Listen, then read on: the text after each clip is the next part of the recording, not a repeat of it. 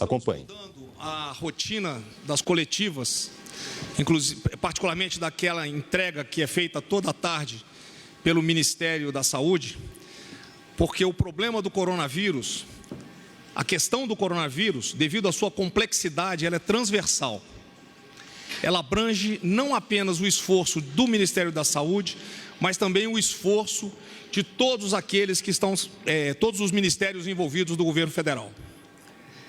A partir de hoje, este será o novo formato da coletiva, sempre com a participação de mais de um ministério, para que possa trazer esclarecimentos a toda a população brasileira do esforço que está sendo feito pelo governo.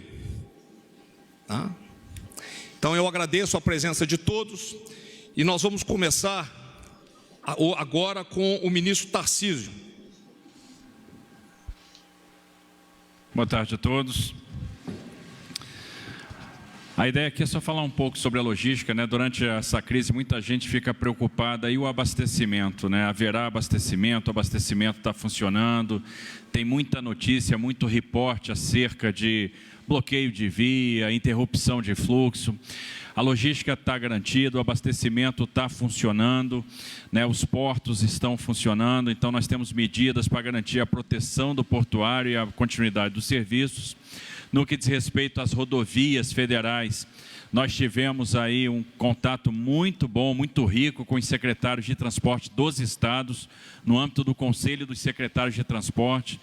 Todos os decretos que precisavam de ajustes foram revistos, nós fizemos os ajustes em parceria com os estados, então todas as atividades de suporte ao transporte estão liberadas, estão funcionando.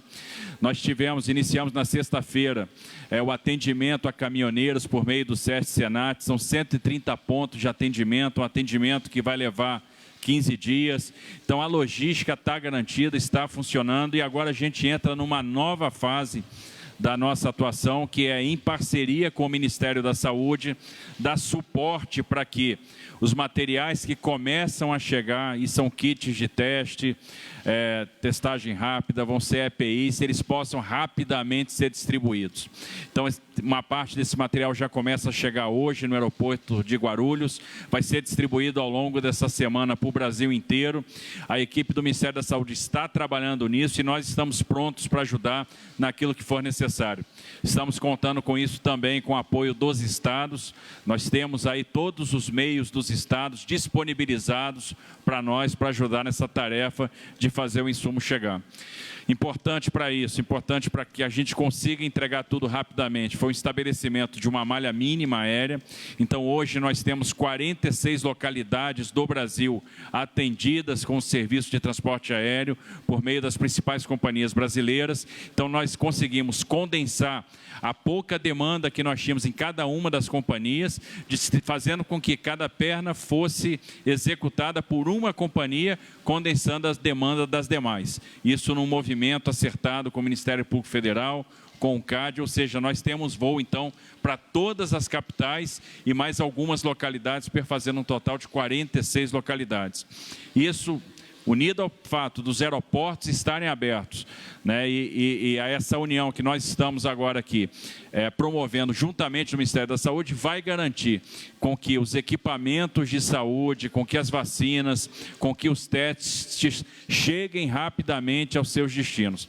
Então eram essas observações iniciais. Nós temos então a logística funcionando, prateleiras abastecidas, estradas liberadas, estruturas de suporte funcionando, portos funcionando, aeroportos funcionando, e agora a gente também está entrando aí num apoio ao Ministério da Saúde, que está conduzindo essa operação logística para que a gente possa também garantir a chegada dos equipamentos de saúde, dos EPIs, aonde é necessário. Então são essas as primeiras considerações, ministro Braga Neto. Muito obrigado, ministro Tarcísio. O ministro Onyx, por favor. Só mais uma observação, uma coisa muito importante. Nós acertamos aqui com o Ministério da Saúde a campanha de vacinação dos caminhoneiros e dos portuários. Então, os profissionais de transporte terão esse suporte. Eles entram na prioridade assim que acabar a vacinação dos idosos e dos profissionais de saúde. Então, esse arranjo está feito, isso é muito importante, que vai garantir esse conforto a mais aos profissionais de saúde. E aí, meu agradecimento ao ministro Mandetta. Ministro Onyx, por favor. Ministro Braga Neto, primeiro dizer que o Ministério da Cidadania, nesta última semana, editou várias portarias para dar tranquilidade a todas aquelas pessoas que estão sob a cobertura dos programas sociais do governo federal. Primeiro, nós ampliamos para 120 dias, tanto para os benefícios de prestação continuada, como para o programa Bolsa Família. Não haverá nenhuma família ou pessoa que será retirada dos dois programas. Em virtude da questão do Covid, nós vamos manter, que são a portaria 330 e a portaria 335. Da mesma maneira, foi feita uma portaria para orientar a ação dos CRAS, fundamentalmente o Sistema Único de Assistência Social, onde nós também liberamos o uso do IGD, que para todas as prefeituras poderem ampliar a sua capacidade de atendimento. Também está anunciado pelo governo o reforço de 2 bilhões de reais, que está nesse momento em processamento pelo Ministério da Economia, junto à Casa Civil, para que a gente reforce o Sistema Único de Assistência Social nos estados e municípios, e que brevemente deverá estar liberado. Também queria chamar a atenção que, por ordem do senhor presidente, também foi feita a transferência, numa recente medida provisória, de recursos para permitir a inserção, neste mês de março, com pagamento em abril, de 1.220.000 novas famílias no programa, elevando para o Bolsa Família a cobertura de 14.290.000 famílias. É muito importante relacionar nesse momento de que sempre houve uma discussão do ponto de vista das taxas de cobertura. Com esse novo anúncio de 1.220.000 famílias, a taxa de cobertura do Nordeste é de 111,90%. O que é essa taxa de cobertura? É o número, segundo o censo de 2010, das famílias elegíveis em extrema pobreza e pobreza, e a taxa coberta pelo Bolsa Família. Então, no governo Bolsonaro, nós temos, pela primeira vez na história, o número de mais de 14.290.000 famílias no programa Bolsa Família. E eu queria agora passar por algo que tem trazido muitas manifestações até o Ministério, que é a operação para o pagamento dos R$600. Quero primeiro ressaltar aqui o esforço das equipes do Ministério da Economia, da Casa Civil e lá do Ministério da Cidadania, para trabalhar na organização da operacionalização, ministro. O mais importante é darmos agilidade e segurança. É importante dizer isso, porque nesse momento que estamos aqui reunidos, o projeto está sendo votado no Senado Federal. E logo após, nós temos ainda três fases importantes. Nós temos a sanção, que será o mais rapidamente possível.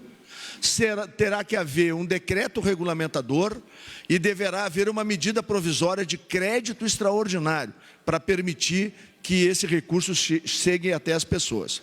Eu quero lembrar que o cadastro único no Ministério da Cidadania tem hoje 75.122.857 pessoas, das quais 60.405.000 têm CPF. E em abril, segundo a avaliação que eu recebi nesse instante, antes de vir para a reunião, deveremos chegar a 65 milhões com CPF, um total de 28.484.729 famílias. Como é que será isso? Segundo a lei, o pagamento será pelos bancos federais, Banco do Brasil, Caixa, BASA e BNB. Estamos trabalhando com as melhores redes, que é Caixa, Lotéricas, Banco do Brasil, Correio. será a maior rede possível para o dinheiro chegar com agilidade para o cidadão. Nas soluções que buscamos, o cidadão que não está em programas do governo, que não está no cadastro único, ele vai poder inserir informações. E nós vamos buscar os elegíveis como? Atendendo os requisitos da lei, passando pelo cadastro único, mais as informações recebidas dadas através de um sistema que será anunciado brevemente, e haverá o batimento, ou seja, haverá a confrontação com todos os registros e todos os cadastros que o governo federal tem. É importante dizer que o cadastro único atende a 25 programas do governo federal em relação à assistência social e atende a estados e municípios. Por fim, público do Bolsa Família. Pagaremos agora as 14 milhões de famílias em abril. Aqueles que estão no Bolsa e têm, pela lei, direito aos R$600, eles seguramente vamos pedir à Caixa Federal para que faça um esforço e emita uma folha suplementar para poder agilizar e permitir o pagamento dessas famílias. Para quem não recebe o Bolsa, então aí os cruzamentos serão feitos. Por exemplo, o público que é microempreendedor individual, que é MEI, nós estamos falando com o Ministério da Economia, que está aprontando a base de dados, vai transferir para o Ministério da Cidadania e para o Cadastro Único, para que a gente possa estabelecer com clareza os critérios de elegibilidade. Por fim, contribuintes individuais são as pessoas físicas que estão fora do MEI, mas são contribuintes para o INSS. Eles também terão um espaço para garantir o recebimento desse recurso. Os informais, que estão à margem de qualquer cruzamento, eles terão uma solução tecnológica. Essa solução será digital. Eu quero fazer um pedido para que as pessoas não se dirijam nesse momento, nem às agências da Caixa Federal, nem às agências do Banco do Brasil e nem aos CRAs. O sistema ainda não está implantado por conta de que falta a votação no Senado, que deve acontecer hoje, e a implementação que deveremos anunciar brevemente. Para concluir, é importante ressaltar, por favor, mantenha o sigilo dos dados. No último final de semana, várias iniciativas, inclusive denunciamos ao ministro Sérgio Moro e à Polícia Federal, criação de sites, números, para obter os dados das pessoas. O objetivo disso é depois fraudar o sistema. Então, por favor, as pessoas tenham um pouco de calma, não deem os seus dados para qualquer pessoa ou qualquer site que diga que por lá ele vai receber o benefício. Não procurem os bancos oficiais nesse momento, porque o sistema ainda não está acionado, por conta de que a lei ainda não está sancionada, e tudo isso para manter os dois pilares, que é o de segurança no processo e agilidade. O presidente Bolsonaro determinou que no mais breve espaço de tempo nós possamos atender a todas essas categorias que estão aqui listadas, e os recursos irão chegar sim com segurança na mão de cada brasileiro e cada brasileira para ajudar a vencer esse momento. Era isso, senhor ministro. Ministro André Mendonça, da AGU. Boa tarde a todos. Ministro General Braga Neto, demais ministros. Boa tarde à imprensa, à sociedade brasileira que nos acompanha. Em primeiro lugar, dizer que o momento que nós vivemos é um momento em que se demanda de todos uma atuação serena, séria e baseada em bom senso de todos, trabalho coordenado, um trabalho sistêmico, tendo como foco a defesa do cidadão, o interesse do cidadão. No âmbito do que me envolve, nós temos sido demandados a tomar medidas e avaliar várias medidas com impacto jurídico, e todas as medidas, elas têm que ser avaliadas dentro dessa perspectiva, não só dentro da questão jurídica, mas analisando 4 pilares fundamentais. Primeiro, a saúde. Em segundo lugar, desenvolvimento e as desigualdades sociais e regionais. Em terceiro lugar, os impactos econômicos.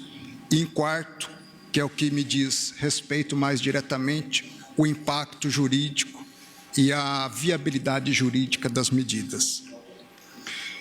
Esse trabalho por ter essa característica multidisciplinar, envolve o engajamento de todos, e daí a representatividade de todos nós aqui nessa tarde.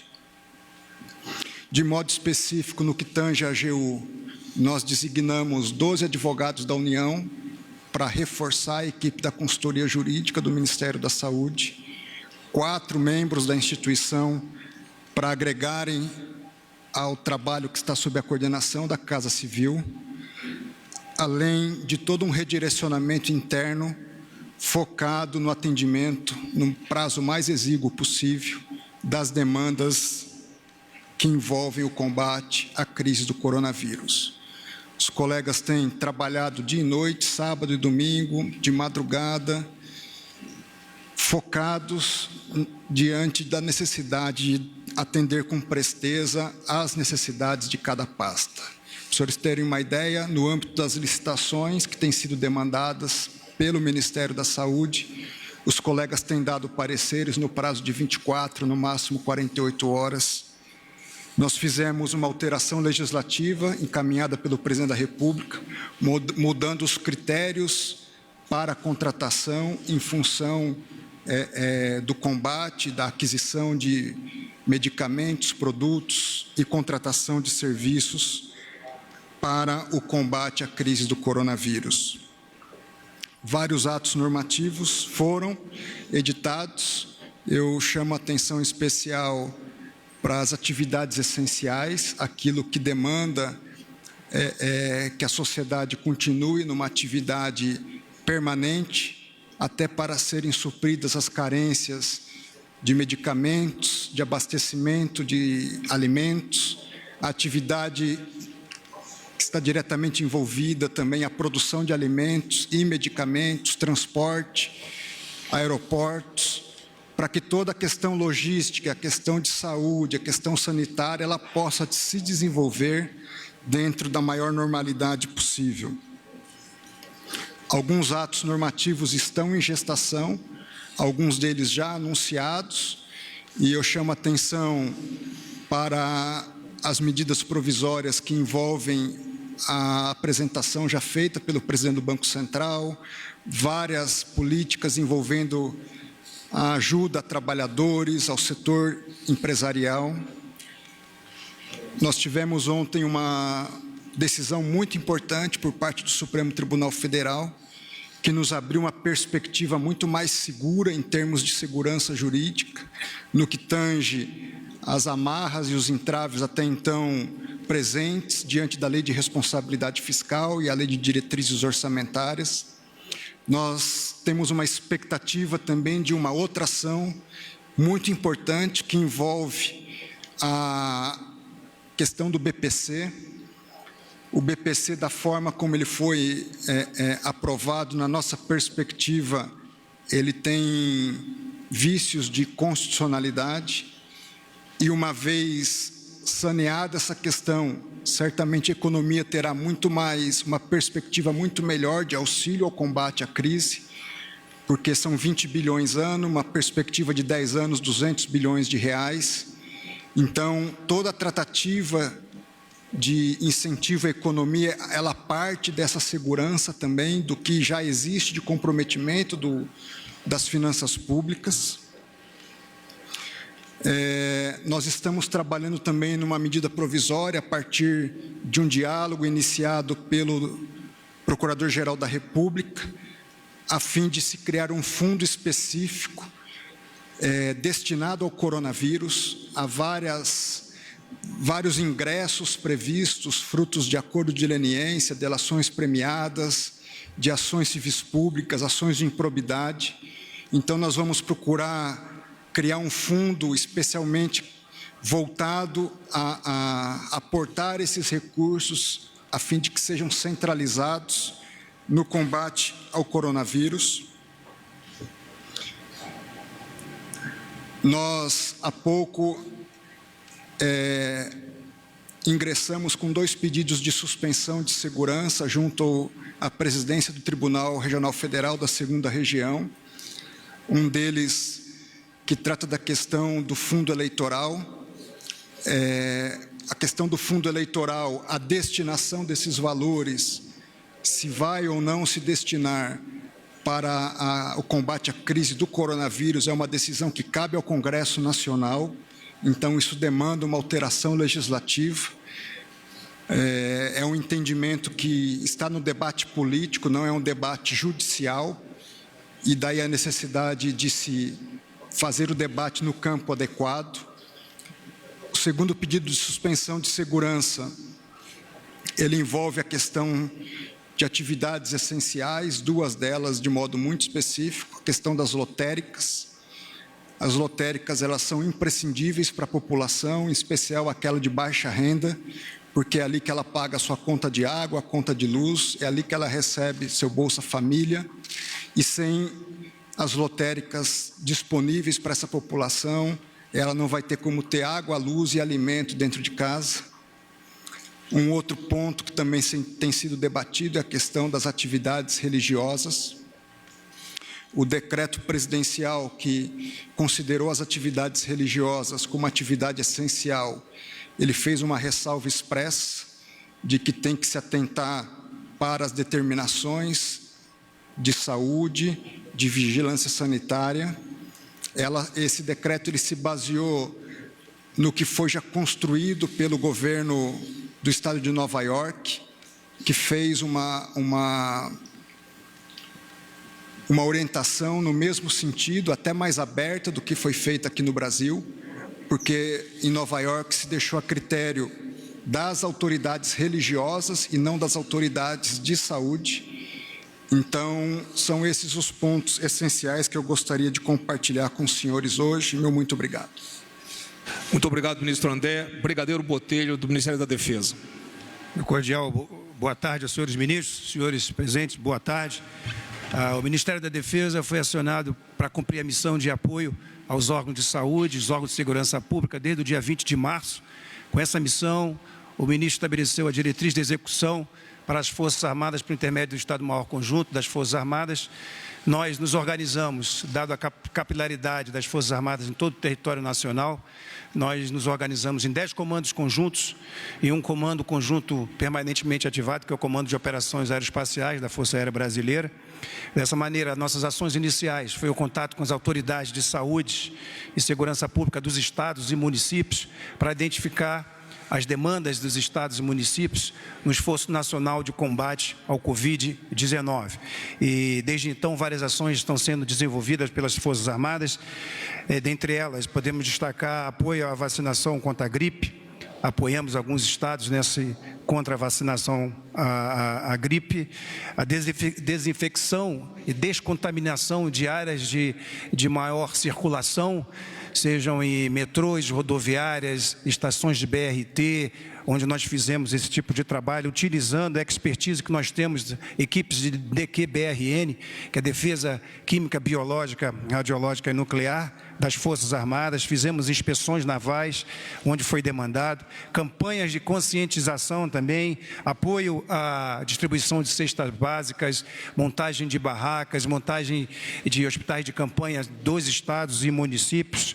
Utilizamos também equipes das Forças Armadas especializadas na triagem de pessoas para serem encaminhadas à rede hospitalar dos estados e municípios, apoio ao controle das faixas de fronteiras, em apoio à Polícia Federal e aos agentes de aduana e de imigração, assim como também apoio aos portos e aeroportos nesse tipo de controle. E, enfim, fizemos também capacitação de agentes para a defesa biológica e química, desinfecção e descontaminação de áreas também, a capacitação dessas pessoas. E um grande trabalho que é feito pelas Forças Armadas é o apoio logístico ao Ministério da Saúde também, nas suas demandas logísticas de transporte, seja marítimo, terrestre ou aéreo, para todos os locais do Brasil, de todo tipo de insumos de saúde. Então, em resumo, essas são as atividades desenvolvidas pelas Forças Armadas. Muito obrigado, senhores. Boa tarde.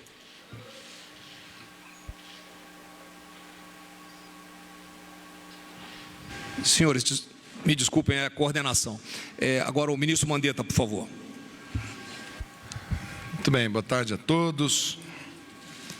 Esse novo formato, aqueles que estão acostumados com o formato dos últimos 60 dias, dos boletins epidemiológicos no Ministério da Saúde, entendam como um mesmo boletim, um momento do boletim, só que ampliado no término dos 30 dias entre o primeiro caso e os 30 dias, a gente dimensionou o problema. O problema ele extrapola muito o tamanho do Ministério da Saúde para a solução do problema. Então, a partir de agora, começa um conceito ampliado de coordenação e controle das ações, num formato em que o Ministério da Saúde muitas vezes fará demandas que hoje estão sobrecarregadas no Ministério da Saúde e que esse comitê operacional nos ajuda. Exemplo, estava aqui ao meu lado aqui o ministro Tarcísio. O ministro Tarcísio está com o celular dele ali em tempo real, porque acaba de pousar o avião com os kits que vieram, que a gente fez com a Vale. Então esse avião chega. Se eu estivesse ainda só o Ministério da Saúde, eu teria muita dificuldade em mandar para os estados, já que a malha aérea, a logística aérea, que esse é um insumo que a gente quer que chegue rápido, nós na semana passada despachamos materiais de caminhão de São Paulo para o Pará, por exemplo, que levou 5, 6 dias para chegar. Então, começa então agora uma ação muito mais integrada, não só sobre essa dos kits, que vai ser um teste dessa logística que está sendo organizada tanto pelo ministro Tarcísio quanto pela Defesa, junto com a Aeronáutica. Ela pode envolver aviões cargueiros, pode envolver os aviões de pequeno porte, pode envolver aviões dos estados, dos municípios. Acho que o Tarcísio pode dar um enorme de uma explicação sobre isso. O ministro André tem dado um apoio enorme na questão jurídica, que precisa também de ajustes, porque nessa semana nós tivemos abertura de fábrica que estava fabricando material de máscara N95, que nós estávamos tentando fazer para dar um pouquinho para cada um, e aí vem a ação judicial. Teve a fábrica de respiradores que estávamos construindo para fazer um pouco para cada um, veio o prefeito, fez ordem judicial. Essa situação se repete diariamente, requisições administrativas, requisições em que se pega rapidamente em primeira instância e às vezes não dá tempo. A AGU tem toda uma estrutura agora de diálogo com todos os tribunais permanentes, e aqui o agradecimento, já que tratou muito com o Ministério da Saúde, um agradecimento ao Supremo Tribunal Federal, à Procuradoria-Geral da República, à Câmara Técnica que trata dos direitos na área de saúde, que fez essa parceria e que agora o ministro André reforça esse diálogo para com todos eles. Eu acho que, do ponto de vista geral da mesa, o ministro Onyx, com a pasta de cidadania, tem um enorme desafio, que é como construir um manejo social para essas pessoas idosas, principalmente em favelas e comunidades. A gente tem dialogado muito dentro do governo, e eu tenho dialogado com os secretários estaduais e municipais, dentro do que é técnico, dentro do que é científico, dentro do planejamento, quais seriam as condicionantes, o que a gente precisa ter na saúde nesta semana, na outra semana, para que a gente possa imaginar qualquer tipo de movimentação que não seja essa que a gente está. Por enquanto, mantenham as recomendações dos estados, porque essa é, no momento, a medida mais recomendável, já que nós temos muitas fragilidades ainda no sistema de saúde, que são típicas não de faltas do Ministério da Saúde ou do governo. Lembro vocês, a China reabriu as vendas e as saídas de material tem 12 dias. Nesses 12 dias, nós competimos com os Estados Unidos, competimos com a Europa, competimos com o mundo inteiro, já que lá concentra mais de 94% desses insumos. Eu sei da boa vontade de muitas pessoas para fazer um pouco, mas lá concentra a grande quantidade. Hoje, nós conseguimos fechar a compra de 200 milhões de itens hoje. O mercado começou a se ajustar, já estamos com 92% da produção chinesa voltando ao normal. A gente imagina que nesse mês agora de abril, essa compra nós vamos testar o prazo de entrega. Eles têm até 30 dias para entregar. Nós vamos ver se isso vai chegar aqui com 5, com 10, com 15, com 20 ou com 30. Pode ser que para a gente colocar esse material aqui, pode ser que o ministro Tarcísio vai ter que fazer uma logística internacional. Pode ser que vai ter que mandar cargueiros lá na China para pegar esse material para voltar. Então, isso agora, após a assinatura desse contrato, aí a coisa pode andar. Hoje, o nosso maior desafio no Ministério da Saúde, tenho certeza de todos os ministérios, é a burocracia estatal, típica da estatal, que tem que ter e que a gente preza muito, mas que para tempos de emergência, entre aprovar uma MP com recursos adicionais, como foi votado lá no Congresso, e esta MP literalmente se transformar num empenho para que a gente possa empenhar esses valores, são sempre valores altos, e pagar e poder andar, demora. Os fornecedores da China, eles querem receber contra a entrega, que é uma coisa atípica também. Então, a Embaixada do Brasil na China vai fazer a conferência e fazer o pagamento. Nós estamos trabalhando com muita agilidade, mas precisamos de conforto legal para poder andarmos mais rápido, todos nós que estamos aqui. Nós temos uma série de outros itens, mas eu acho que, pelo que eu entendi, General Braga, a gente depois permanece para que o Wanderson apresente o boletim, que é o consolidado das 24 horas, o Gabardo apresente as providências que tem em relação que foram tomadas, essa questão de abastecimentos. Então, eu acho que, em considerações gerais do que é a pasta saúde, que continua técnica, continua científica e continua trabalhando dentro do seu planejamento com os CONAS, que é o Conselho Nacional de Secretários Estaduais de Saúde, e o CONASEMS, Conselho Nacional de Secretários Municipais de Saúde, que aqui eu agradeço os dois presidentes que trabalharam o final de semana todo e trabalharam hoje e estão trabalhando no Ministério para que a gente possa ter o estoque nacional de leitos, o estoque nacional de insumos e para que a gente possa analisar as condicionantes do sistema de saúde para, na hora certa, podemos dar um passo à frente em relação à economia. Muito obrigado, ministro Mandetta. Então, deixando claro para os senhores, esse é o novo formato das conferências de imprensa no final da tarde, todos os dias, sempre com a presença de mais de um ministério, mas a constante presença do Ministério da Saúde, aqui, todos os dias. Nós passaremos agora a 8 perguntas. Após as 8 perguntas, o ministro Mandetta permanecerá para aquele briefing diário que ele tem sobre a situação do coronavírus no país. Muito obrigado a todos. Isso aí o pessoal vai falar depois. Tá? Agradecemos a presença de todos. Vamos lá. Primeira pergunta, Luciana Verdolim, Jovem Pan.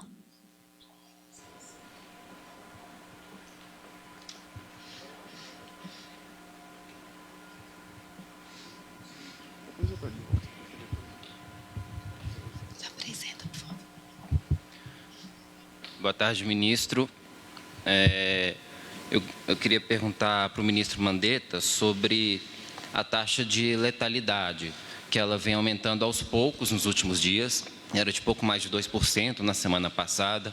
Agora, de ontem para hoje, já subiu 0,3%, tá? Se não me engano, 3,5%.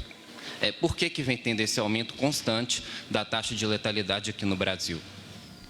Muito bem. A taxa de letalidade ela é calculada assim: tenho tantos casos confirmados e tenho tantos óbitos. Eu divido a proporcionalidade de um para o outro. Os óbitos são muito mais fáceis de serem confirmados. uma pessoa falece, eu tenho a confirmação do vírus, já era caso confirmado, foi a óbito. Os casos que estão aí, nós não temos testagem para todos. Então, o número de casos confirmados é muito maior do que o número de casos que temos como casos confirmados. Se tivéssemos hoje todos os casos que estão circulando o Brasil afora e que existem, nós teríamos um denominador maior e uma letalidade menor. Quanto menos testes você faz, maior fica a letalidade. Quanto mais testes você faz e confirma, você diminui a letalidade. Então, a sua pergunta é muito pertinente por conta de que nós não estamos chegando hoje 500 mil testes aqui que o Tarcísio acabou de informar, Vale do Rio Doce conseguiu. Temos a parceria também com o sistema bancário, Bradesco, Itaú, Santander, que estão mandando mais 5 milhões de testes, quer dizer, vamos ter 10 milhões, né? E vamos fazer ainda mais a PCR-RT, nós vamos aumentar muito o número de casos confirmados. Então, esperem para essa semana o aumento do número de casos. Se eu aumentar o número de casos, vai cair a taxa de letalidade. Os casos no mundo, segundo o Gabardo me falou aqui, 4,8 a taxa de letalidade. Volto a repetir, esta patologia, ela é nova, ela está escrevendo a sua história. Nós estamos interpretando no dia a dia e ela vai se mostrar de maneiras assimétricas até que nós tenhamos no mundo uma uniformidade. Eu acredito que nós ainda vamos levar um bom tempo para escrevermos a história natural dessa doença, a fisiopatologia dessa doença, a letalidade. E agora, algumas coisas a gente sabe, a morbidade, quanto tempo essas pessoas ficam internadas, para quem vai atender isso é ouro. Nós sabemos uma letalidade para nós é relativa, porque tem essa questão da testagem. E nós temos em São Paulo um ponto fora da curva, que a gente vem monitorando, eu tenho pedido, que é um hospital só de idosos, de um plano de saúde que só vende plano para idosos, e que iniciou um processo de contaminação de pessoas nesse local. Então, ele é um case, ele é um caso que a gente está monitorando para saber, ele não se repete caso esses idosos estivessem em qualquer outro lugar. Segunda pergunta, Tiago Nolasco, TV Record. Olá, ministros, boa tarde. Minha pergunta é para o ministro Mandetta. Ministro, eu gostaria de saber se o senhor está tendo ou teve atritos com o presidente Jair Bolsonaro, se sente ameaçado de demissão ou se pretende deixar o cargo. Antes de você começar, deixa claro para vocês, não existe essa ideia de demissão do ministro Mandetta. Isso aí está fora de cogitação, no momento, tá certo? Não existe. Certo. Vamos lá. Em política, quando a gente fala não existe, a pessoa já fala existe. Bom, é claro que existem situações em que você aponta um caminho e você pode ter dificuldades aqui ou acolá. O importante é que o espírito de todos é no sentido de tentar ajudar, tentar partir para a fase produtiva. Quando você tem uma notícia difícil, você passa por um processo de análise daquilo dali, você procura alternativas para aquilo dali. Isso é normal, isso é da natureza humana. O que a gente vem procurando é uma unicidade. Eu acho que hoje esse formato do Ministério junto, enfrentando, eu acho que ele responde. Eu acho que todos nós estamos tentando fazer o melhor pelo povo brasileiro. E o presidente também. Agora, os processos em andamento, as tensões, são normais pelo tamanho desta crise. Isso não é uma crise, seria muito pequeno da minha parte eu achar que isto é um grande problema, que este é o meu grande problema. Quando a gente fala foco, não vamos perder o foco. O foco é um vírus corona novo que derrubou o sistema mundial ele é mais dramático do que as guerras mundiais, ele é mais dramático do que qualquer coisa anterior, porque ele atacou o país que mais produz insumos, máscaras, equipamentos de proteção individual. Quem vê a imprensa, ontem eu assisti ao Fantástico, os profissionais de saúde em situação dramática, é aquilo ali no mundo inteiro. Ontem, Nova York baixou a regulamentação para que a máscara N95 seja usada por 5 dias e seja individual. Aliás, faço aqui um apelo: quem tem máscara N95 na caixa, passa num hospital e deixa lá, ou entregue na Secretaria Estadual de Saúde. Um profissional de saúde pode precisar, e a gente precisa desse pessoal bem, porque é ele que vai atender todo mundo. É muito grande isso. Esse vírus, ele ataca a economia, ele ataca a sociedade, as políticas sociais, ele ataca a dinâmica da sociedade, transporte, bolsa de valores, ele ataca tudo, ele é sistêmico. A saúde é um norte, é um farol. Enquanto nós não temos uma resposta mais cientificamente comprovada, a saúde vai falar: para e vamos evitar contágio. Isso não é a saúde ser boa ou má, estar certa ou estar errada. Isso é o nosso instinto de preservação. Isso, como diz Gibran, Khalil Gibran, isso é a ânsia da vida por si mesma. Isso é a nossa vontade de preservar. Então, a nossa vontade de preservar, o instinto pela vida, ele é mais forte do que o instinto econômico. Então, a gente precisa primeiro preservar esse instinto, dar as condições de trabalho para depois andar. Eu acho que é mais uma situação, muito mais de entendimento do momento, do que a gente dizer que esse é o nosso maior problema. Esse não é o maior problema. Esse é uma parte do problema. Eu acho que, e as questões de ficar ou não ficar, elas já são muito caras, eu já falei 2 ou 3 vezes. Enquanto eu estiver nominado, eu vou trabalhar com a ciência, com a técnica e com o planejamento, né? E aí o demais é só uma questão de estresse um pouco mais alto. Tem hora que o Tarcísio briga comigo, tem hora que o Onyx briga comigo, eu brigo com o Braga, o Braga puxa, o Fernando me puxa a orelha e vai e vamos. É uma casa que hoje está todo mundo estressado por conta de um enorme problema para todas as nações do mundo.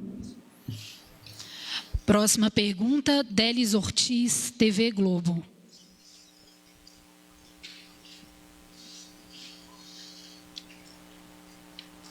Boa tarde a todos. Eu queria perguntar para o ministro da Casa Civil, que está concentrando... Falo mais alto? Que está coordenando as ações da crise e decidiram agora fazer toda essa coletiva que antes era praticamente técnica, com uma demonstração das ações que o governo vem fazendo, ou seja, abrindo o leque, tirando um pouco do protagonismo do ministro da Saúde. Mas como os senhores já responderam que está tudo bem e é assim mesmo, o clima é tenso, eu queria perguntar para o ministro da Saúde e também para o senhor sobre essa orientação científica, técnica e baseada em orientações da Organização Mundial de Saúde, que vem sendo dada pelo Ministério da Saúde e sua equipe, e a orientação não científica, política, que vem sendo dada pelo chefe dos senhores, que é o presidente Jair Bolsonaro. Essa tensão, esse conflito vai permanecer, ou os senhores que falam que estão tentando uma ação conjunta vão conseguir convencer o presidente de que essa orientação científica é que prevalece no mundo inteiro e é importante nesse momento? Eu queria deixar bem claro aqui o seguinte: essa reunião aqui, ela não está aqui por motivos políticos. Ela está aqui porque o problema do coronavírus, ele atinge transversalmente todo o governo. E o que nós queremos aqui é ampliar a informação que o cidadão estava tendo. Essa informação estava esparçada. Em qualquer situação de crise, os planejamentos são centralizados e as ações descentralizadas. E nesse planejamento está, inclusive, a questão da informação à população. Então, este é o motivo de nós termos, a partir de agora, para que a população tivesse acesso a uma gama de informações mais completas, para tranquilizar a população, que nós estamos reunindo aqui diversos ministros, tá? Diversos ministérios. Hoje é um simbolismo de estarmos aqui somente com ministros, né? Para que essa população passe a ter uma informação um pouco mais completa, devido exatamente à complexidade do problema. Ministro Mandetta, por favor. Sempre técnico, sempre científico, sempre sobre o máximo que a gente puder fazer para preservar vida. O Ministério da Saúde mantém o seu posicionamento sempre científico, sempre técnico, procurando mostrar para todos, sem distinção, qual o porquê, qual é a razão de termos esse posicionamento técnico, científico e por que estamos assim. E se tivermos que ler e mudar, nós não temos problema nenhum em falar. Podemos fazer com segurança? Podemos, faremos. Não podemos fazer com segurança, o Ministério da Saúde vai continuar advertindo, orientando, procurando trazer todos para dentro do mesmo foco. O nosso inimigo, nesse momento, número 1, é o vírus. E ele tem efeitos colaterais em todos os lugares. Eu vejo que o grande divisor é: temos uma onda na saúde e temos uma onda na economia. Parece que está muito claro para todo mundo isso. Parece que é consenso de todos que fazer um lockdown absoluto da sociedade brasileira, nesse momento, não é o que a gente está precisando, porque a gente vai ter muito problema ali na frente. Moderar como nos movimentar, como ativar partes importantes da economia, para que não tenhamos a segunda onda maior que a primeira, também já é ponto consenso de todos que estão aqui nessa mesa. Então, acho que se a gente conseguir partir, mas nada feito pelo isoladamente o governo federal. O governo federal decidiu que agora vai ser assim. Não. O SUS trabalha com a tripartite. Eu tenho o fórum com os secretários, que conversam com os governadores, eu tenho esse canal permanente de diálogo. E vai ser através desse canal que a gente vai ter as condições. No momento, a gente deve manter o máximo grau de distanciamento social, para que a gente possa, nas regras que estão nos estados, dar tempo para que o sistema se consolide na sua expansão. Nós estamos aumentando o sistema, estão chegando equipamentos. A gente tem que aguardar a quantidade de hospitais de campanha que estão sendo ainda construídos em várias cidades. O governo federal também irá dispor para determinadas localidades de hospitais de campanha que precisam ainda ser montados. Os equipamentos de proteção individual chegaram nos estados na sexta, no sábado, no domingo, na segunda-feira, chegaram nas secretarias estaduais. Elas ainda têm que repassar esses equipamentos para todos os hospitais de referência, para eles se sentirem abastecidos. A compra que fizemos ainda tem que chegar. O plano de manejo social e econômico da parcela extensa da sociedade, a burocracia mata. E ela está, muitas vezes, no caminho entre o que se vota e como chega no cidadão. Tudo isso exige que a gente não faça movimento descoordenado e movimento em manada. Senão nós teremos os dois problemas ao mesmo tempo. Nós teremos um mega problema de doença e um aprofundamento da crise econômica.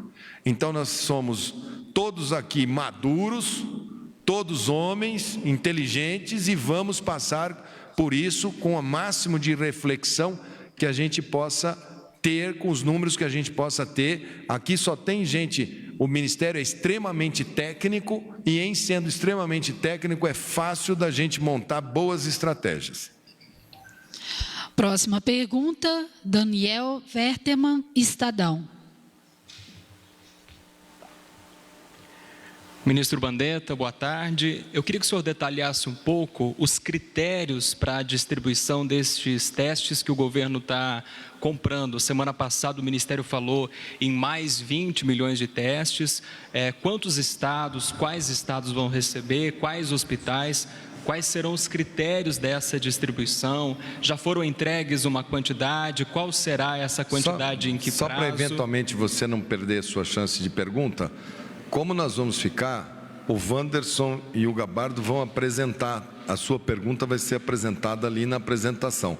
O teste rápido, quando que ele se aplica, para quem se aplica, para quanto que vai para o Estado, e o outro que é PCR-RT, ela é bem técnica, ela vai estar na apresentação, aí fica a seu critério, porque eu iria pedir para eles responderem, mas eles vão falar na sequência, por isso que eu estou te dando essa informação. Ok, e se o senhor pudesse falar também se conversou com o presidente Jair Bolsonaro hoje, e se há alguma conversa dessa para encontrar, né, essa dúvida entre a definição de isolamento social que o presidente defende e a definição de isolamento que o Ministério da Saúde está orientando. O senhor já conversou e se acertou com o presidente sobre isso? Acho que primeiro, para a gente levar para o presidente, hoje a gente passou aqui trabalhando lá na nossa sala, estava o ministro Moro, tem uma série de questões relacionadas à segurança nessa história.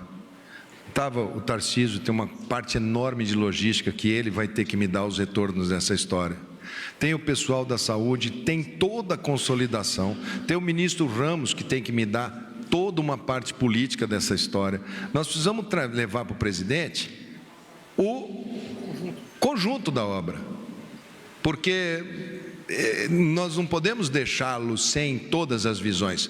O próprio ministro Guedes sabe que a gente precisa, tem condicionantes para organizar. Então, assim que a gente tiver um material conciso, que tenha começo, meio e fim, que possa abrir para ele olhar, e é lógico que a última palavra é dele, nós vamos trazer aqui nesse espaço e falar assim, olha, imaginamos que isso possa ser assim, mas volto a repetir, tem condicionantes, não tem tempo. Quem fala que vai ser dia 1, dia 6, dia 7, dia 18, dia 19, todos os países do mundo que se comprometeram com tempo, bateram com a cara na porta. Ontem foi o Trump que teve que passar da Páscoa para o dia 30 de abril, porque os Estados Unidos precisa até 30 de abril para se organizar. Então, está todo mundo procurando se organizar. Lembrem-se que a gente já vem fazendo nos últimos 30 dias vários movimentos. Quem está acompanhando a crônica dessa história, nós estamos sempre um pouquinho à frente desse vírus. E eu acho que essa parada que a gente deu, para não deixar o turbilhão, como a gente fala, sair muito rápido em todos os lugares, nós vamos colher o fruto dela ainda na próxima quinzena. Você, quando faz a paralisação, você começa... Os casos acontecem, os casos que vinham, não é de 0 a 14 dias o aparecimento dos sintomas. Então, quando você para hoje, o que você fez nos 14 dias anteriores é que reflete nas suas 2 semanas para frente. Essa paralisação de 2 semanas, você vai colher os frutos lá na frente. Então não pense, e parar no meio, no pico do morro, igual a Itália fez, parar quando você está lá no ápice, a Espanha, parar quando está lá no ápice, aí a epidemia vai sentir o seu curso, mesmo você tendo parado até o final, e vai causar aquilo que aconteceu, e pode causar em Nova York, e pode causar na Califórnia, mas eles são muito fortes, você está falando da maior potência do mundo, né? Então a gente está vendo a maior potência do mundo pegar uma cidade que é a mais cosmopolita do planeta. Olha o que esse povo investe em biossegurança, olha o CDC, olha a indústria, olha o parque, olha o PIB. Para estar com dificuldade, nós vamos ter também. Então calma, que nós vamos fazer as nossas coisas do nosso jeito, sabendo que a gente tem favela, sabendo que a gente tem comunidade carente, que a gente tem falta de saneamento básico, que a gente tem uma quantidade enorme de pessoas na economia informal que precisa comer, sabendo que tem geladeira vazia, sabendo que a gente precisa administrar um eventual conflito social que pode acontecer, sabendo de todas as nossas fragilidades. E por isso o assunto é muito maior do que o Ministério da Saúde. E nesse ponto eu acho que é onde o presidente chama todos. E aí, essa situação de ir todo mundo para cima, porque essa briga não é da saúde, essa briga não é minha, não é de Antônio, de Maria ou de José, ela é da imprensa, ela é do meio de comunicação. Aliás, aqui eu falei que o meio de comunicação, outro dia, ficaram bravos comigo, puxaram minha orelha lá na Globo, porque eu fiz um comentário sobre a cobertura, e eu peço desculpas. Eu acho que a gente, quando erra, a gente erra. Agora, sempre procurar todo mundo fazer o seu melhor, levar a melhor informação, e naquele momento o que eu quis dizer é o seguinte: leia um livro, escuta uma música, procura conversar, nós estamos na quaresma, leia um pouco a Bíblia, procure outras possibilidades, porque acho que ontem foi no Manhattan Connection, o Lucas falando que poltrona, sofá e televisão ligado o tempo todo é estresse, que isso também é muito danoso, que tem que fazer esporte, que tem que caminhar. É isso aí, eu acho que é nesse sentido. O momento é um momento de que tem que ter extrema grandeza, todo mundo, para respirar fundo e viver e ir passando, e nós vamos ganhar. Nós temos notícia boa, nós temos paciente curado, nós temos paciente em alta, nós estamos vacinando nossos idosos, nós temos um exército de solidariedade sendo montado dentro do país, nós temos um empresariado brasileiro ligando, perguntando o que ele pode fazer, que é isso que é o momento agora, o que cada um pode fazer para o Brasil poder passar na frente disso daí. Não o que o governo vai fazer, o que o ministro vai fazer, o que o presidente vai fazer, vamos fazer nós. Essas horas não tem rico, pobre, PT, PCdoB, PMDB, DEM, não tem, acabou. Agora é mirar, passar por isso da melhor maneira possível, vai doer, vão ser dias duros, nós vamos todos passar dias duros, vamos ter dias bons, vamos ter dias que vamos acertar e vamos ter dias que vamos errar. E todo mundo tem que fazer a sua autocrítica, falar, eu errei, vamos para frente, vou melhorar. E otimismo, e fé, e rezar, todo mundo. Outro dia me perguntaram dos pastores, pode ficar aberta a igreja? Pode, só não pode aglomerar, só não pode pôr a mão, abraçar a pessoa, isso não pode. Mas você tem um lugar que você possa entrar e fazer uma oração, tranquilo. Distanciamento social não quer dizer isolamento absoluto. Pessoa fazer uma caminhada é bom para a parte respiratória. Nós não estamos ainda em lockdown absoluto. Agora, o máximo possível que você puder não expor a sua família, os seus idosos, seu núcleo familiar, deixar a criança com idoso agora, é muito complicado. A criança é assintomática, gente. Ela contamina, ele vai para o hospital. Ele vai para o hospital, ele precisa do CTI. Se todos forem ao mesmo tempo, não tem. Se faltar oxigênio numa determinada cidade que está usando demais, se faltar máscara, e o cara que tiver um apendicite no meio disso? E o cara que tiver um infarto e precisa do leito do CTI? Porque às vezes ficam olhando, como perguntou ali para mim, a letalidade do coronavírus. Tá, a letalidade está ali, mas e a do sistema como um todo? É essa que tem que prestar atenção. E o presidente saiu ontem às ruas fazer as visitas, pode? Gente, em função do adiantamento da hora, a presente coletiva está encerrada. Os ministros se retirarão do recinto. O ministro Mandetta e a equipe técnica do Ministério da Saúde farão uma breve apresentação de dados técnicos da pasta. Não haverão perguntas após a apresentação do Ministério da Saúde. Obrigada. Gente, a hora.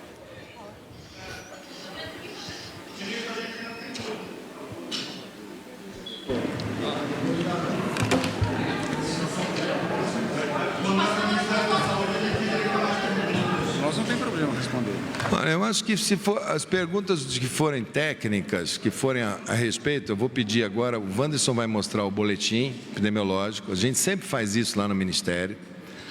Depois a gente faz alguns comentários sobre como que está o andar dos casos.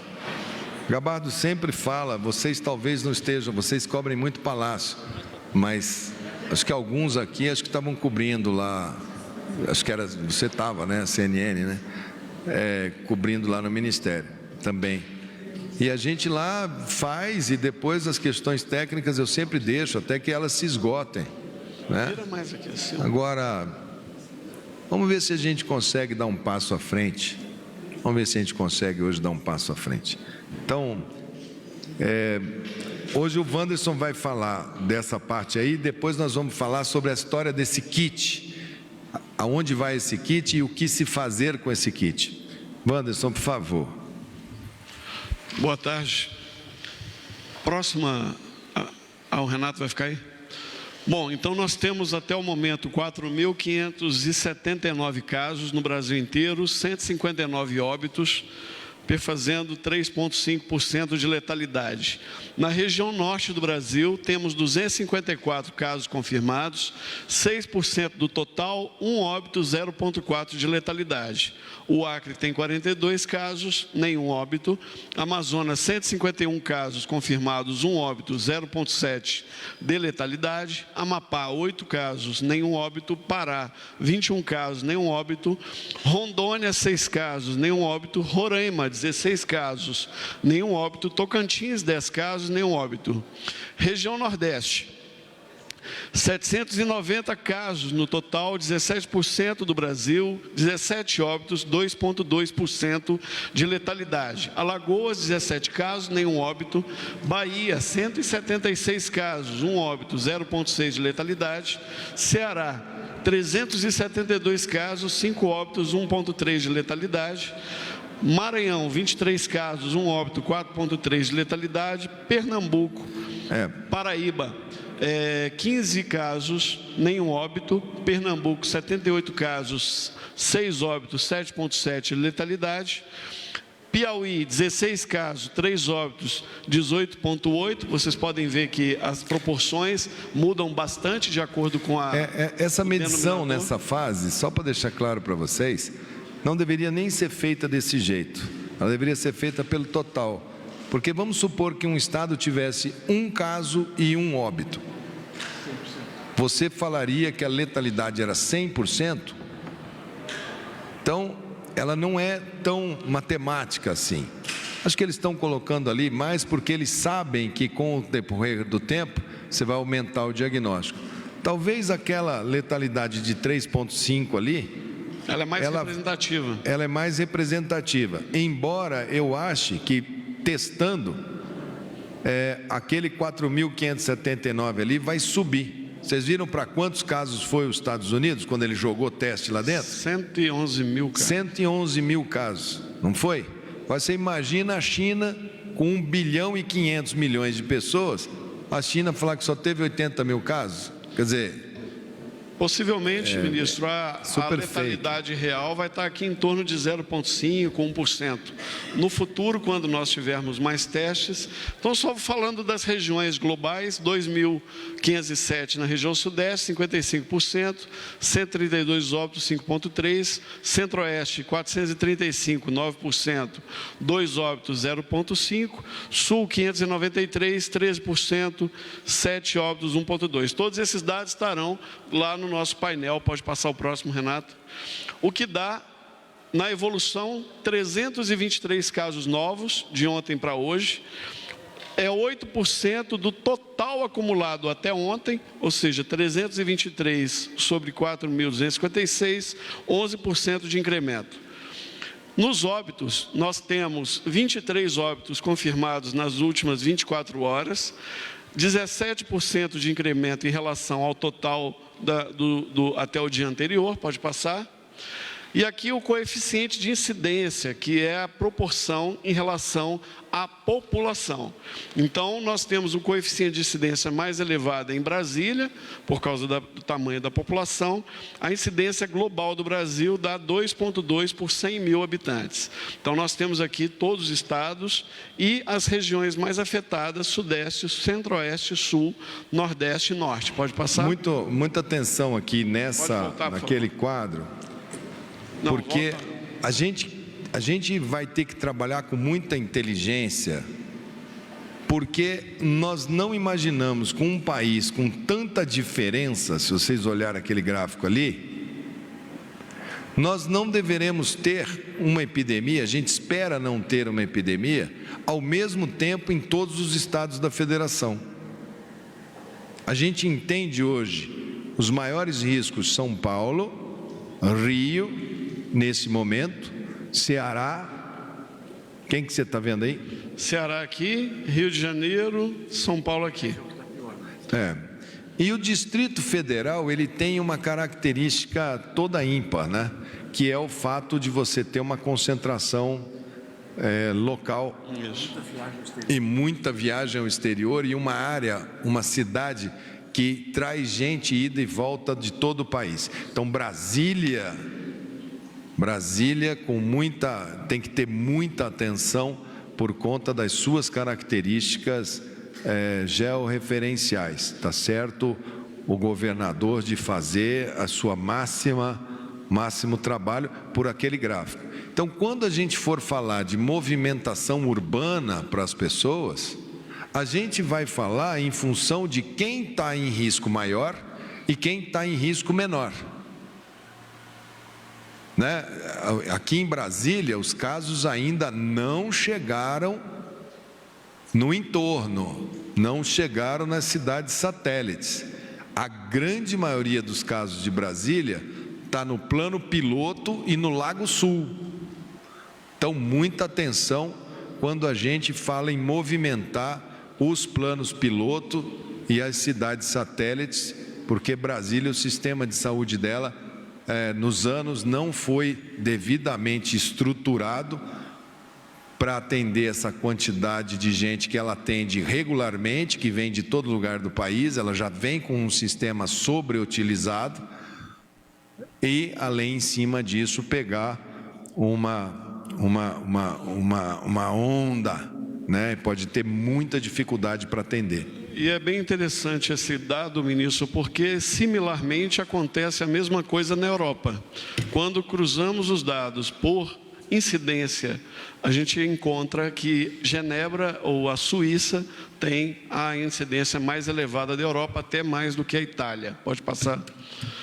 Os óbitos são 136, então 85% dos óbitos foram concluídos, as investigações.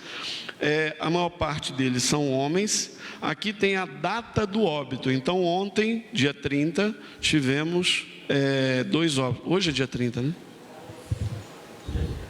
Hoje é dia 30. Então, aqui é o dado preliminar. Esse dado ele vai se atualizando. Pode passar, Renato? A faixa etária, 90% dos óbitos estão acima de 60 anos, e nós temos 6 óbitos na faixa etária de 20 a 39 e 8 óbitos na faixa de 40 a 59. Qualquer medida que fale em movimentação da nossa sociedade não pode deixar de olhar para esse gráfico aí. Então é só pegar as pessoas acima de 60 anos e cuidar? E aí eles não pegam, e aí todo mundo vai pegar a gripe, igual tem gente que fala, se 80% pegasse, os 20% estavam assim. Como se essas pessoas estivessem dentro de uma cápsula estéril. Essas pessoas moram com vocês, essas pessoas têm netos, filhos, trabalham, pegam ônibus, são ambulantes. São eles que vão ser os próprios ambulantes que a gente quer acelerar e cuidar da economia informal, podem ser a maior vítima, porque olha lá, 90% acima de 60, quase todos hipertensos e diabéticos e doença crônica. Não é isso? Exatamente, 85% de todos os óbitos apresenta pelo menos um fator de risco.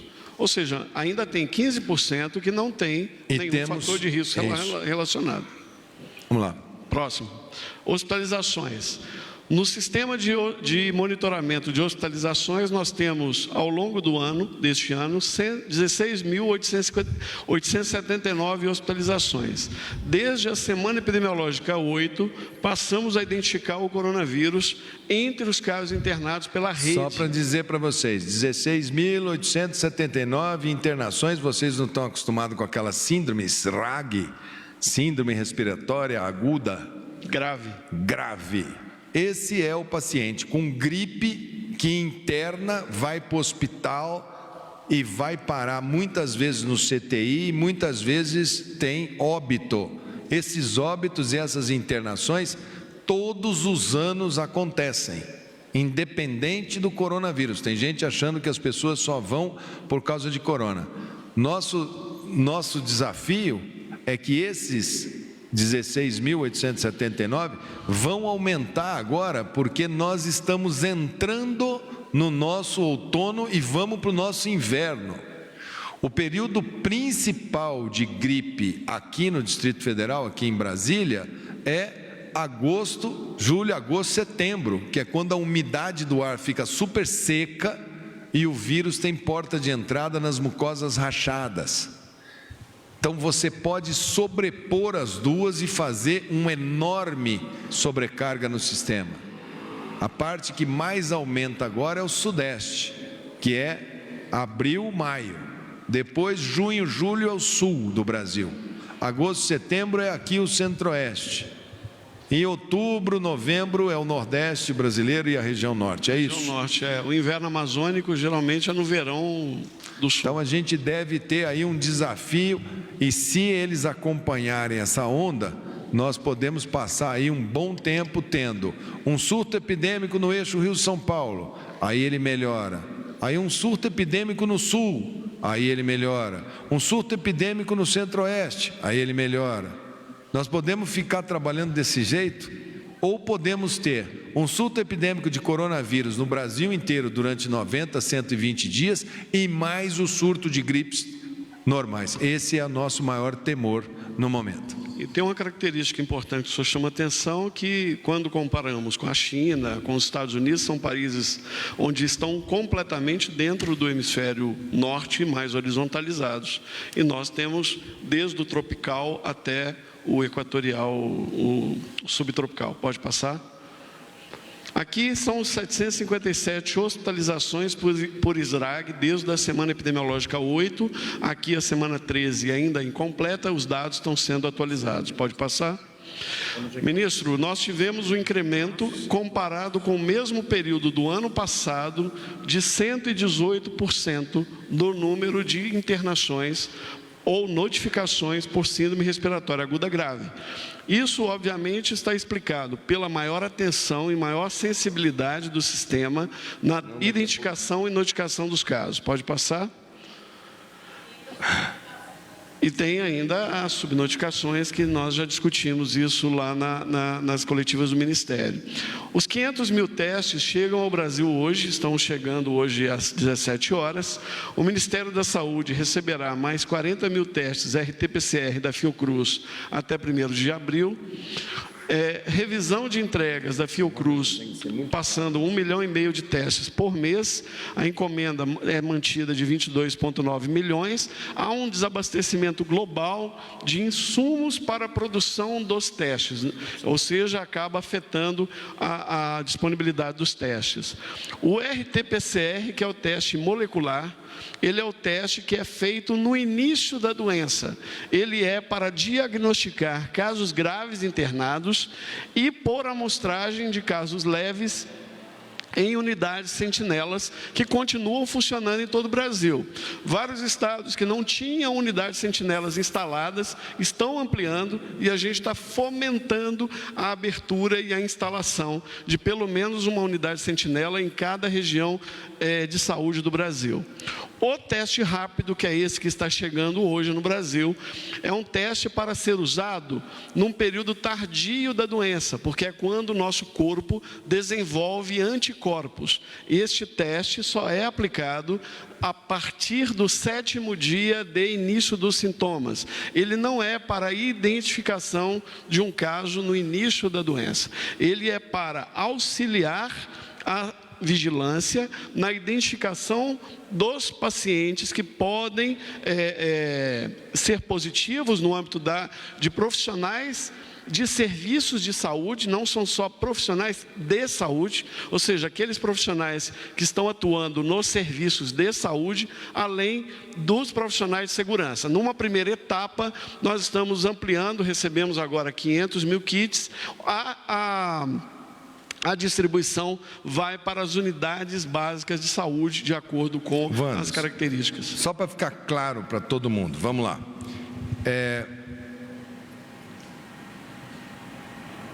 Não sei o que é isso aqui. É o Gustavo que vai embora? Pode ir, Gustavo. O teste, chamado teste rápido, que é esse aqui, ele vem num pacotinho pequenininho, só abre. O profissional de saúde dá uma lancetadazinha na ponta do dedo, pinga num quadradinho, faz a reação e lê aquele teste para o indivíduo com quanto tempo depois? 20 minutos. 20 minutos. Aí todo mundo na sua cabeça vai falar assim: eu quero testar, estou com gripe hoje, vou lá testar. Ele só serve para após o sexto ou sétimo dia depois que a pessoa está com gripe.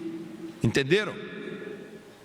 Ele é um teste rápido, o nome dele é teste rápido, mas ele mede o anticorpo. Quer dizer, você teve a gripe, que pode ser de qualquer vírus, e aí lá no sétimo dia a gente fala assim: ó, a gripe que você está ainda, ou que você já acabou, ela era causada pelo coronavírus. Isso é o teste rápido. Portanto, não pensem em chegar e falar assim: eu vou lá para saber se eu já tive. Esse teste ele vai ser fundamental, primeiro, para a gente saber se aquela enfermeira, se aquele médico, se aquela pessoa que teve uma gripe ou que está com uma gripe no sexto, sétimo dia, opa, você testou positivo para coronavírus, então eu já sei que eu tenho que tratar de um jeito. Não, você não é coronavírus, eu sei que você pode voltar para o trabalho de outra maneira. Mesma coisa o pessoal da segurança. Então esse teste é muito mais para a gente saber como que está o anticorpo da população. Então a gente vai saber, porque na hora que todo mundo tiver com anticorpo, o problema vai para níveis lá embaixo. A gente diminui, a gente pode ter casos, mas não tem epidemia. Então esse teste serve para isso. E serve para a gente gerenciar os casos. Por exemplo, qualquer tipo de... vamos voltar à nossa atividade de circulação mais intensa. Quero abrir, sei lá, um restaurante. O dono do restaurante vai ter que testar os seus funcionários antes para saber quem tem anticorpo, porque daí ele já fica sabendo que essa pessoa, que se botar uma pessoa para servir no restaurante, ela pode contaminar todos os clientes. Então tem muita coisa que tem utilidade, mas não façam um ataque aos kits. Nós vamos comprar e já compramos 5 milhões. Esse avião que está chegando com 500 mil. Então na hora que dividir, vai dar um pouquinho para cada local. Cada local já tem o parâmetro que o Wanderson fez, técnico. Então os senhores secretários de saúde, senhores profissionais de saúde, entendam, leiam o protocolo, porque se falar, vamos fazer de todo mundo aqui para ver para quem tem, vai acabar o teste em um dia e vão olhar e falar, manda mais. E não é assim que vai funcionar, ok? Renato, próximo. E tem o outro teste, esse do teste rápido que vem no quadradinho. Esse é para esse tipo de situação. O outro, que é o PCR, este PCR é aquele que passa um pequeno bastãozinho, um algodãozinho no seu nariz, tira a secreção e vai para o laboratório. Esse fala logo no começo, no primeiro dia, opa, esse teu gripe aqui, esse é coronavírus. Esse nós vamos lançar a outra estratégia desse. Esse nós vamos fazer em praticamente todos os lugares com aquele sistema que você vai de carro, passa, baixa o aplicativo. A gente está fazendo uma parceria com muitos laboratórios, coordenados por uma parceria público-privada, do DASA com o Ministério da Saúde, que a gente espera essa semana cristalizar. Esse aplicativo, esse material vai todo para os laboratórios fazem os exames, devolvem, a gente em um dia vai colocar no aplicativo. Essa é a meta. Então nós vamos ter 2 modalidades de testagem. Uma rápida, que a gente vai ficar sabendo rapidamente aonde está quem, e a outra de teste rápido. E por cima disso, uma enorme modelagem de telemedicina, que eu acho que vai dar para a gente um controle muito bacana. Não acredito nem em quarentena, ou vertical, horizontal, nada disso. Não tem fórmula pronta. Nós vamos criar a nossa dinâmica social com todos juntos. Eu preciso que o pacto político ocorra, peço para os governadores, prestem atenção, chamem seus secretários para ficarem atentos. Eu preciso da imprensa, eu preciso do STF, eu preciso do governo federal, eu preciso dos governos municipais. É preciso todo mundo entender que nós vamos ter um código de comportamento, de distanciamento entre pessoas, de respeito, de não aglomeração, de funcionar, para que a gente não tenha uma paralisia e morra de paralisia, mas também não tenha um frenesi que nos cause uma mega problema igual nós estamos vendo nesses países. Vamos ser muito inteligentes, muito jeitosos, e aqui eu faço um parênteses. Parabéns às comunidades do Rio de Janeiro, parabéns às favelas, às comunidades, que eu as conheço, estudei aí, fiz ação voluntária, tanto ali no Vidigal quanto na Rocinha, quando era acadêmico de medicina. Outro dia fui lançar o programa de doenças sexualmente transmissíveis lá na Rocinha com os jovens de comunidade. Parabéns, Maré, parabéns pelo trabalho que vocês estão fazendo e o exemplo de dignidade, de comportamento, de inteligência, da aula de sabedoria que vocês estão dando na dinâmica. Heliópolis em São Paulo, todas elas, Paraisópolis, todas elas. Eu falo as do Rio de Janeiro porque eu as conheço, porque fiquei 10 anos naquela cidade estudando. Então, muito importante que cada liderança desse país ocupe as suas lideranças e protejam as suas comunidades. Vamos ver se a gente consegue chegar nessas comunidades mais rápido para dar o conforto para vocês, para a gente poder compatibilizar essa diminuição da atividade com a proteção da vida. Eu agora vou passar a perguntar aqui para o Gabardo. Nada, não. Acho que aqui não tem pergunta, eles falaram que termina essa parte e termina sem pergunta. Acho que para o dia hoje... Isso. Primeira coisa que a gente tem que fazer para fazer esse plano, os atores têm que estar confortáveis para fazer o plano. Então, a primeira coisa que a gente está tentando é que cada um baixe a temperatura e a gente coloque. Primeiro, como é que nós vamos começar? Olha, nós podemos ter todas essas ideias aqui de funcionamento, e já tem muito, já estão trabalhando. Tem o pessoal da economia trabalhando com o pessoal da saúde, tem já um tantão assim. Olha, isso aqui a gente pode fazer assim, isso aqui assado, comunidade assim, comunidades, está tudo certo. Quando a gente começa a discutir com o setor, o que eu fiz primeiro? No que vocês se basearam para fazer esse fechamento que vocês fizeram? Qual foi o motivo, o que motivou? E o que é que vocês precisam? O que eu percebi primeiro? O que motivou foi muito mais: vamos parar porque o sistema ainda não está pronto, nós não temos ainda o EPI, não temos ainda, São Paulo está erguendo hospital de campanha ainda, está inaugurando hospital, tem toda a parte de treinamento de pessoal, tem toda a parte de colocar os equipamentos. Então você tem uma parada para que quase que a totalidade, parei para poder arrumar o sistema de saúde. O que é que foi a segunda pergunta? E o que você entende de arrumar o sistema de saúde? Quase a totalidade. Equipamento de proteção individual em quantidade suficiente para que os meus profissionais possam trabalhar. Ótimo. Então isso passa a ser uma condicionante para que a gente possa mexer aqui no plano da economia. Segundo, eu quero os equipamentos de respirador. Isso passa a ser uma condicionante para a gente ativar isso aqui. Nós não vamos ativar para daqui a 2 semanas falar o sistema sobreutilizou, colapsou, agora eu vou ter que sair de uma coisa que estava começando a liberar para um lockdown total. Ok? Então, as condicionantes que a gente levantou são aproximadamente 12, 14 do que eles colocaram.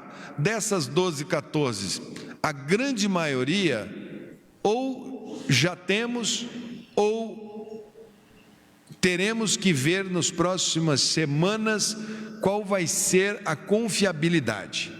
Compramos lá da China agora? Compramos uma quantidade grande? Compramos, enorme, suficiente para nos abastecer por 60 dias consecutivos. Quer dizer, o Ministério da Saúde entrou pesado, uma compra grande. Vamos assinar o contrato hoje? Vamos. Esses fornecedores têm 30 dias para me entregar isso tudo. Do jeito que está instável o mercado, será que essa compra vai materializar? Então, se a gente fala assim, não, conseguimos receber, já recebemos 20% em uma semana, recebemos 50% em 3 semanas, já recebemos 70%, a gente vai colocar um nível, recebemos 70%, EPI, estamos bem. Depois nós vamos soltar o dinheiro para que os estados, municípios, iniciativa privada, volte a comprar. Eles têm que comprar, quem se abastece são os estados e municípios. A gente só fez isso no começo porque não tinha, então nós tivemos que usar a força da união. Agora, se o mercado vai acertando, cada um compre aquilo que entender que deve comprar. Nós podemos só dar os guidelines. Precisa claramente ter, por exemplo, o pessoal da saúde, quando você aquece a cidade, para entrar nos ônibus lotados, não dá. Então eu preciso de um transporte marcado pessoal de saúde, senão eles não chegam no plantão. E eles são um pessoal que está lidando diretamente com o vírus. Como é que eu vou pegar esse pessoal e colocar dentro de um transporte lotado? Então eu posso ter um específico. Aí o pessoal do transporte, eles vão ver se eles vão pôr van, o que eles vão fazer. Aí é a economia que quer funcionar que vai vir atrás das condicionantes. Nós vamos colocando as situações e falando, isso aqui vai ter que ser assim, para poder andar a economia. A gente acha que a grande maioria das coisas a gente consegue dar um bom encaminhamento no decorrer desse mês, mas eu nunca me prendo a prazo, a dia, a data. Quem se prende a dia 7, a dia 18, a dia 19, a Páscoa, quer dizer, vamos passar a Páscoa, depois da Páscoa vamos. A Páscoa, a Semana Santa, eu sou católico. Eu sou católico mesmo, eu rezo, eu gosto. As procissões, a missa de Páscoa, as aglomerações familiares, o almoço de Páscoa, o chocolate, o coelhinho, isso tudo vai mexer com as emoções de todos nós. E nós vamos ter que ser muito resiliente, né? O Papa Francisco está dando toda a orientação, rezando homilias na Praça São Marcos vazia, mostrando que, olha, fé é um processo individual, agora, se aconselha com o seu pastor, aconselha com o seu guia espiritual, aconselha com o seu líder espiritual, aconselhe com os rabinos, aconselhe com quem de direito, como que vamos fazer para passar por essa parte, por essa fase, como cidadãos conscientes de que o nosso primeiro mandamento é preservar a vida, e nós vamos atrás de preservar a vida do maior número possível de pessoas. Nós estamos na quaresma e é como cristãos que nós vamos, ok? Então, assim que a gente tiver, equipamento ok, EPI ok, transporte, pode andar de táxi e Uber? Pode, mas dá para andar no banco da frente? Não. Dá para andar 3 no carro? Não, tem que ser 2 atrás. Então, isso são regrinhas que a gente vai colocando, e eles vão colocando, que são regras condicionantes para como que o empresariado pode acionar a AOB. Então, isso eu acho que a gente consegue construir, não é difícil, é bom senso. Alguns estados, e são temporárias, e elas podem diminuir e elas podem aumentar. Se o pessoal começar a bagunçar, ela aumenta e piora. Ela vai para mais fechamento. Se o pessoal ficar regulando, ela estabiliza e a economia vai devagar e depois aquece. Ok? Obrigado a todos. Está encerrada essa coletiva. Boa noite a todos.